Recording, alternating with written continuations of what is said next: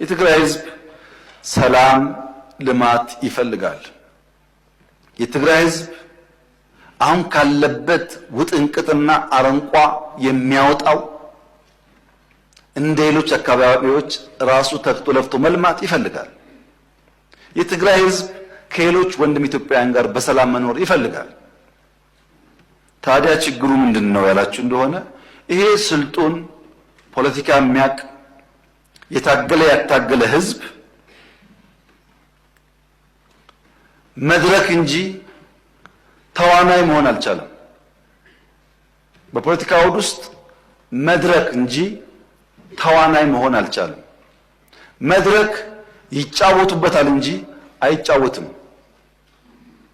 የትግራይ ህዝብ ከመድረክነት ወጥቶ የፖለቲካ ተዋናይ ለመሆን ራሱን በአዲስ ቲንኪንግ መቃኘት አለበት። ሁል ጊዜ በአንድ አይነት አስተሳሰብ የምንቆይ ከሆነ ብዙ ነገር ሉዝ እናደርጋለን። ድሮ አባባል ነው፣ አሁን ግን ይታያል እኮ። መቀሌ ባለፉት ለ3 ዓመታት እንደ አዲስ አበባ፣ እንደ ባህር ዳር፣ እንደ ድሬዳዋ፣ እንደ ጅጅጋ ተሰርታ ቢሆን ምን እንደምታስቡት? ሁሉም እኩል ገቢ ያለው እኩል ድጋፍ አለው።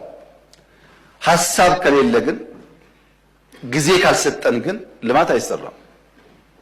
እና የትግራይ ህዝብ በቀጣይነት የፖለቲካ መድረክ ሳይሆን ተዋናይ እንዲሆን መደገፍ ያለበት ይመስለኛል።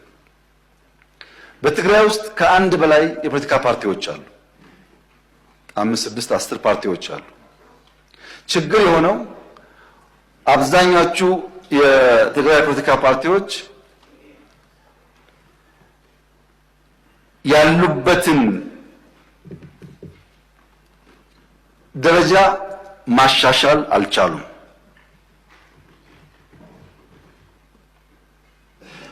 የትግራይ የፖለቲካ ኃይሎች የአጃቢ ተዋንያን ሚና እንጂ የመሪ ተዋንያን ሚና መጫወት አልቻሉም። አንድ ቲያትር የሚሰራ ሰው ሁል ጊዜ አጃቢ አይሆንም። 5 ዓመት ያጅብና አንድ ቀን መሪ ተዋንያን ይሆናል።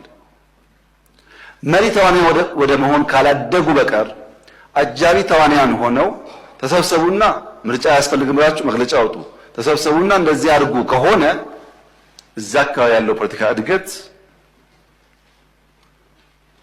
ወደሚፈለገው ደረጃ አይደርስም።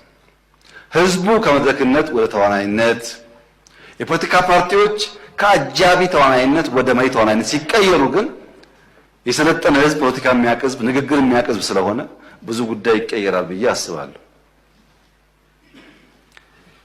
እዛ አካባቢ ላለው ኃይል በጣም ቀለል ባለ መንገድ መልሴ አንድ አርሶ አደር በሐምሌ ዶፍ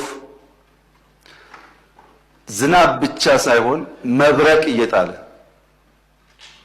ዝናቡና መብረቁ ከማሳው ያላስቀረውን ገበሬ መስከረም ላይ ወፍ ጮኻለችና ወፍ ስለምትጮህ አልወጣም ወደ ማሳ አይሄድም ብሎ የሚፈራ ገበሬ አይኖርም።